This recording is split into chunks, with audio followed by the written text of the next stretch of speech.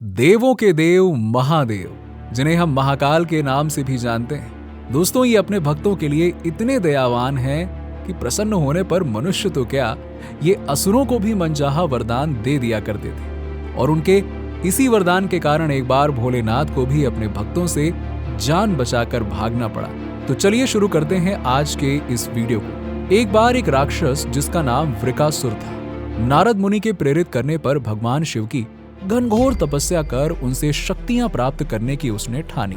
केदार क्षेत्र में जाकर यानी कि हिमालय में जाकर उसने अग्निकुंड बनाया। इस अग्निकुंड को शिव जी का मुख मानकर उसमें प्रतिदिन अपना मांस काट कर हवन करने लगा।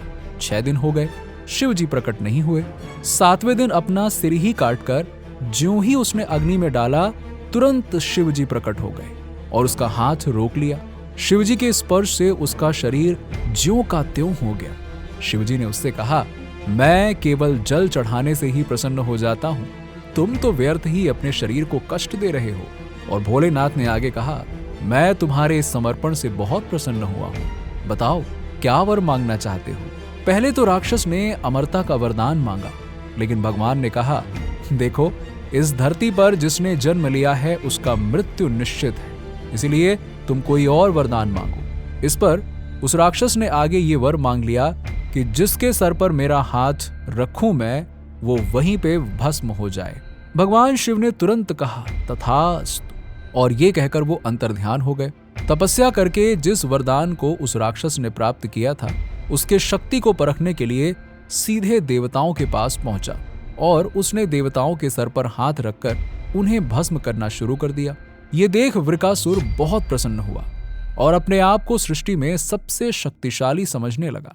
इसके इस शक्ति को देखकर देवलोक में भगदड़ मच गई और देवता उसे भस्मासुर कहकर पुकारने लगे। धीरे धीरे भस्मासुर का आतंक तीनों लोकों में फैलने लगा, जो मनुष्य, देवता, ऋषि, मुनि सभी को भस्म करके धार्मिक कार्यों में विघ्न डालने लगा और सबके लिए मुसीबत पैदा करने लगा। अब इसके समाधान के लिए देवताओं ने एक युक्ति सोची।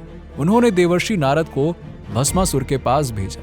नारद मुनि ने भस्मासुर को अपने चक्रव्यूह में फंसाने के लिए उससे कहा कि आप तीनों लोकों में सर्वशक्तिमान हैं, आपके पास तो देवी पार्वती जैसी सुंदर नारी होनी चाहिए। अब ये सुनते ही भस्मासुर अपने शक्ति के घमंड में चूर देवी पार्वती को पाने की लालसा में सीधे कैलाश पर्वत पर पहुंच गया और वहां पहुंचकर स्वयं भगवान शंकर को ही उसने चुनौती दे डाली।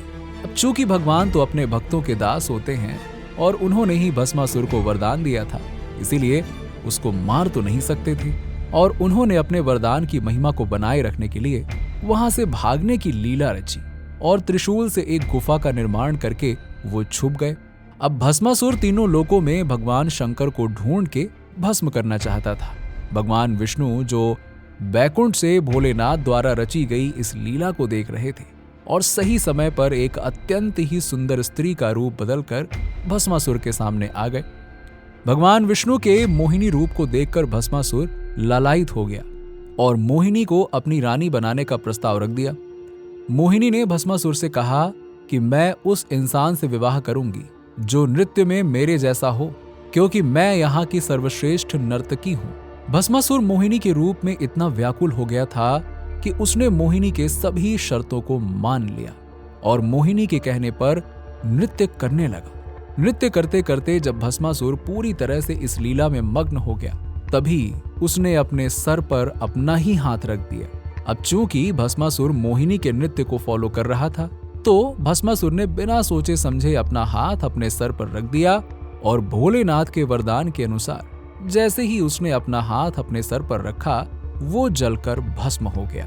सभी देवता भोलेनाथ सहित वहां पे प्रकट हो गए और विष्णु जी का जयगान करने लगे।